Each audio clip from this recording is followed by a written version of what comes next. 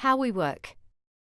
The Red Cross can help you look for family members that you have lost contact with due to a war, a migration, or any other humanitarian emergency. This is how we work. Registration. You fill in a registration form on the Red Cross website.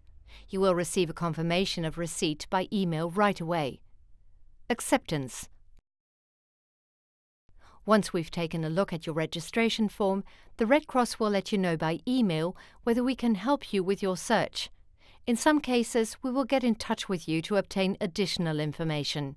If the Red Cross is unable to help you, we will try to refer you to other organizations that might be able to help you.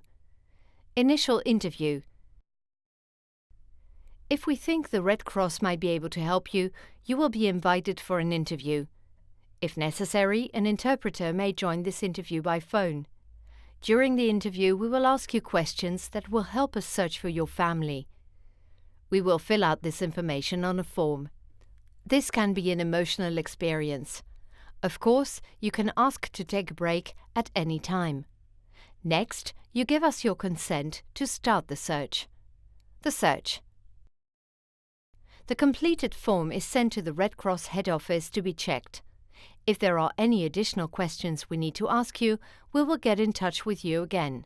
The completed form is sent to the country in which the Red Cross will search for your family. This search is public. This means that some people in that country will know that you are searching for your family. Is it safe for you and your family to search for them? Do you have any objections to certain personal data being shared? If so, let us know. A search can take a long time, usually months and sometimes even years. Outcome. If the Red Cross has any new information about the search for your family, we will get in touch with you as soon as possible. When do you contact the Red Cross?